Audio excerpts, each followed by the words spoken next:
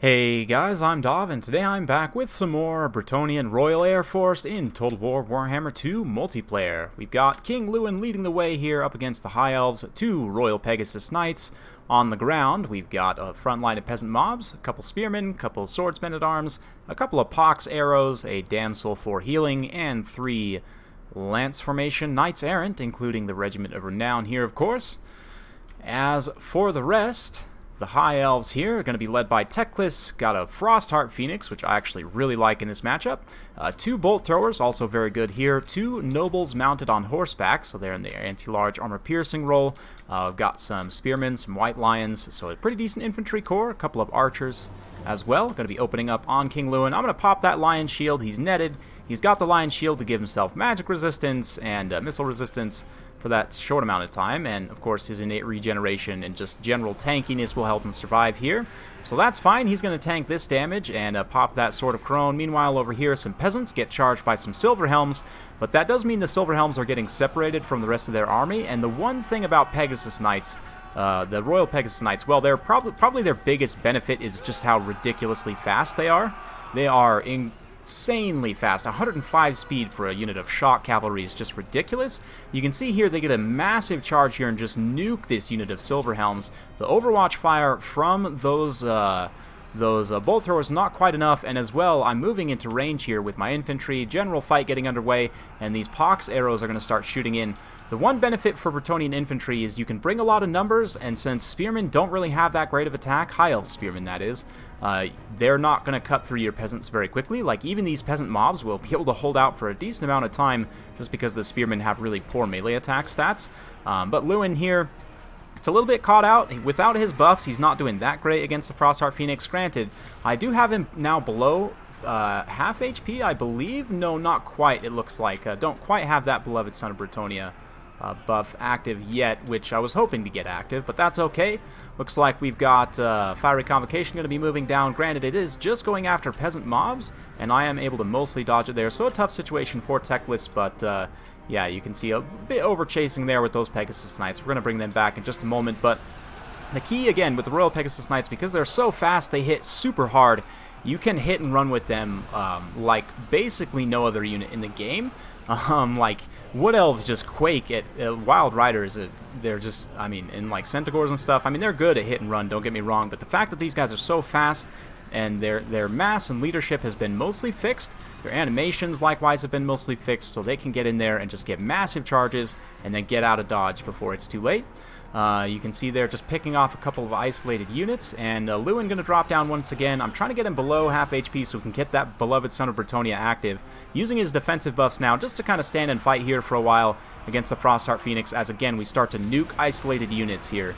And this unit of Silver Helms going to get compacted from both sides by Royal Pegasus Knights and some Knights Errant here. Granted, the two Nobles are in support, and they will be able to cut down those Knights Errant over time, and it does look like a big old overcast net of Ammontok going to come down. I was trying to get my Pegasus Knights out and up into the air. Looks like a few of them were able to get up into the air there, so that was pretty decent.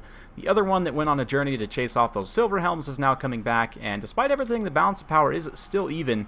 The fact that Lewin's taken so much damage, I mean, it does give me that Beloved Son of Bretonnia buff, of course, map-wide, which you do see is juicing up the charge bonus of these Pegasus Knights here. That's the main reason that I like that for a situation like this, is just that extra charge bonus really can help, especially your higher tier units.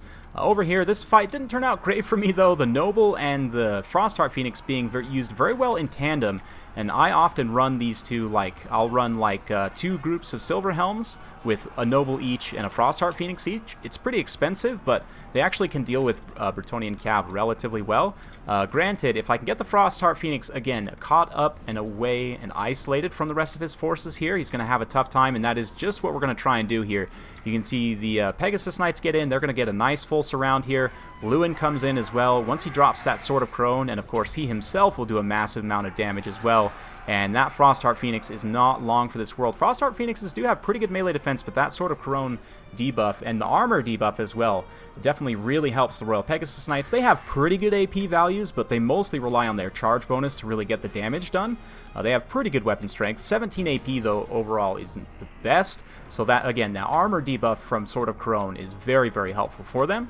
I'm still not 100% sold on whether it's better to take Albric or Lewin with this Royal Air Force. I think it largely depends on the matchup you're going into. If you're going into a more missile-oriented matchup, I would definitely take Lewin because of that Lion Shield buff. If you're going into a more monster-oriented matchup, I would say take Albric for the extra anti-large.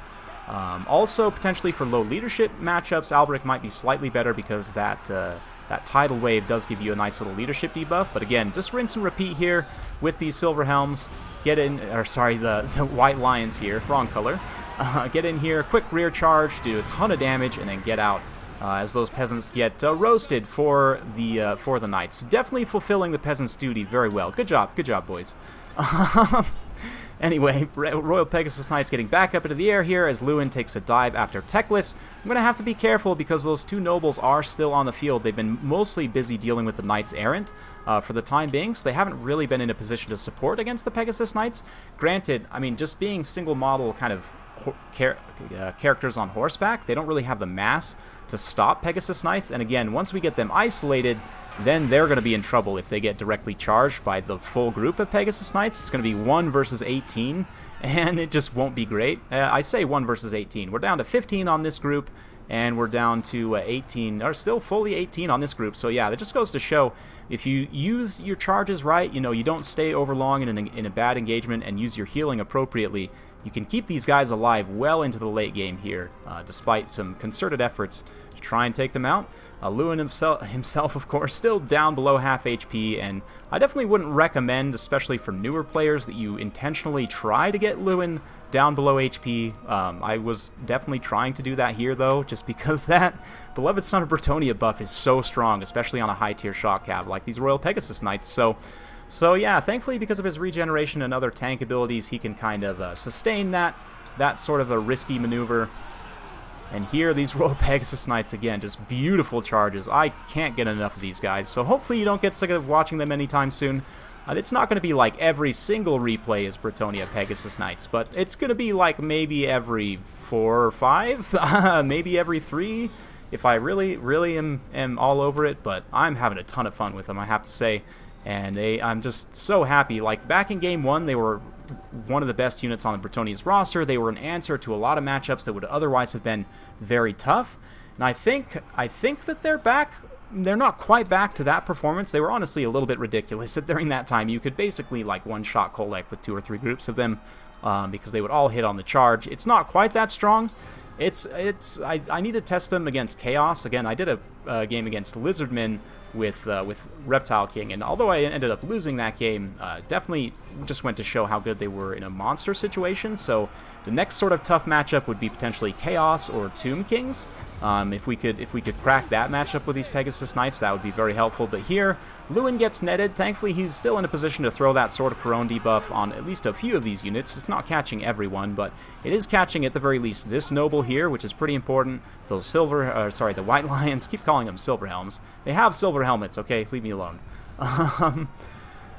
Yeah, Royal Pegasus Knights just going to continue their cycle charge thing. They are the premier shock cavalry, and finally the airborne shock cavalry is back where it should be. You can see they do sort of still have some pathing issues, but for the most part their animations are pretty spot on, and they manage to connect on a lot more of them. They just seem to be a lot better in general. So as a big terror route goes down, the High Elves will shatter. And although this matchup was already not great for the High Elves, I don't know that that's necessarily the best test of the Royal Pegasus Knights, but I mean, it's a good showcase of what they can give you. Is that in that battle? Oh yeah, I had Felix. Oh yeah, I had totally forgotten about him, both in the battle and I'm gonna say in this cast as well. He didn't end up playing much of a role, so yeah, I was basically playing 1,000 points down that whole time. But Felix, if he would have been supporting that infantry fight, just would have turned it even more in my favor. I don't know that having the helping hands on Lewin, I mean, I guess having the damage resistance would have helped once he was already down below half HP, you know, sort of to help mitigate some of that incoming damage, but ended up not really being a factor, right? So Sorry, Felix, totally forgot about you. Anyway, as for the Royal Pegasus Knights, I was just so focused on them, really. And again, that hit and run, that elite shock cavalry status, and just being able to pull your opponent apart and really dictate the pace of the engagement. And you saw over the course of that battle, I mean, I wasn't really highlighting it, but the peasant arrows were holding their own position for quite a while, just constantly shooting and debuffing like the High Elf Spearmen and other units, and just having, you know, peasants just throwing continuous peasants. One would rout, another one would come back from rout, and they just, you see, they took basically no damage. The High Elf infantry was never able to get back onto those peasant arrows. And, you know, the Pegasus Knights just spreading everything all over the battlefield. It really gives you that battlefield control. The fact that you can very much pick and choose your engagements now. They have the mass where it seems like they're able to pull out of engagements more effectively, which was one of their big issues before. They won't rout as easily. Their leadership is better. The charge animation fix definitely helps a lot. It seems like they're a lot more consistently doing the damage that they should be. And you saw there that they were able to nuke a number of units just very, very quickly. So, yeah. Pegasus Knights are back, confirmed, legitimate. You guys will be seeing more of them here, so stay tuned for more. If you do want that, be sure to like and subscribe. Hit that bell notification button so when I do upload more sweet Bretonnian Air Force battles, you'll be notified. Thanks again for watching, and we'll see you next time.